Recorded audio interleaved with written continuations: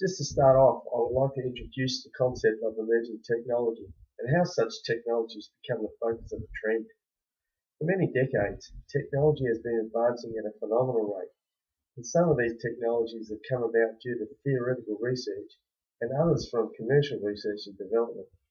Necessity, to paraphrase Plato, is the mother of all inventions, and it would seem that a trend is a result of circumstance. An idea, product, or aesthetic is embraced, and early users communicate to others the new concept or style. It is the influence of some that spur the growth of interest in others, and thus the new thing is brought into the mainstream and becomes a new normal. This is a similar scenario for the introduction of the interactive whiteboard into the education system. The idea was born from the needs of the corporate world and has slowly adapted to the niche of the classroom.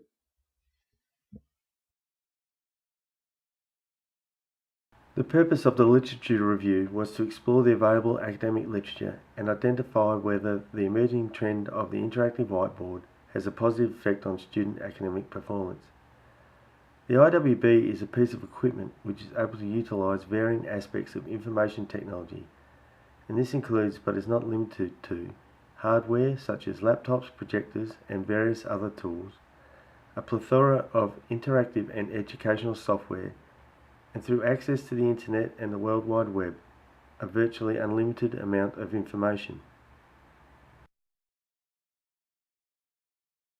Academic literature was sourced from the fields of education, communication and technology.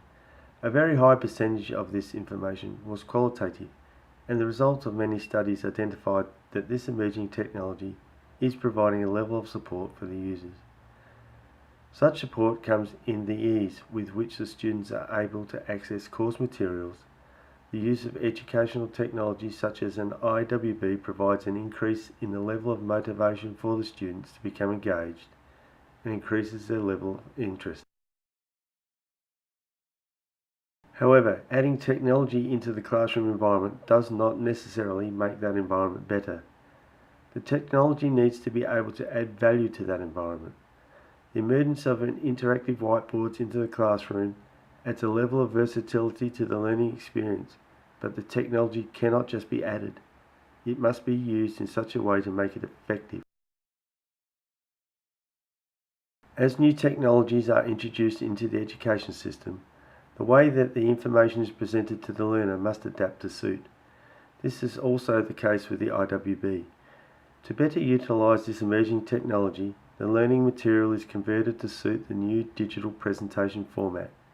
The learners also bring a level of expectation into the learning environment, and thus exposure to these new technologies is also more in line with experiences gained outside of the classroom. Exposure to new technologies can present challenges, and this is no different for the use of the IWB in the classroom. Some level of guidance or scaffolding needs to be provided by an experienced user if the new tool is to be effective. The literature highlights that in many cases the educator is not proficient in the use of the IWB or does not understand how to implement the technology into the learning environment. The advantages of the IWB have been researched and catalogued, and examples are listed here. Enhanced motivation, improved participation and cooperation, more attractive presentations, ease of use, appeal to students with different learning styles, and include benefits such as flexibility, diversity of resources, more interaction and participation. However, the literature also cites the opposing view. While it is important to realise that emerging technologies can have positive effects on student academic performance, this is only possible if the technology is used correctly, suited to the task, and is used to support the pedagogical requirements of the curriculum. Currently, there is no evidence to suggest that IWBs have significant impacts on student academic performance. There is no shortage of information available for the review on the trend of using emerging educational technologies in the classroom. While the focus of this review was on the use of IWBs and whether this technology was able to improve students' academic achievement, it is easy to see the similarities between IWBs and other emerging technologies to be used in the educational setting, such as the ubiquitous tablet.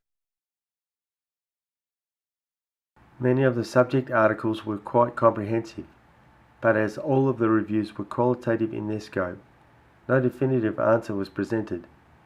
However, the results of the reviews were all similar. The use of IWBs in the classroom has no significant effect on students' academic performance.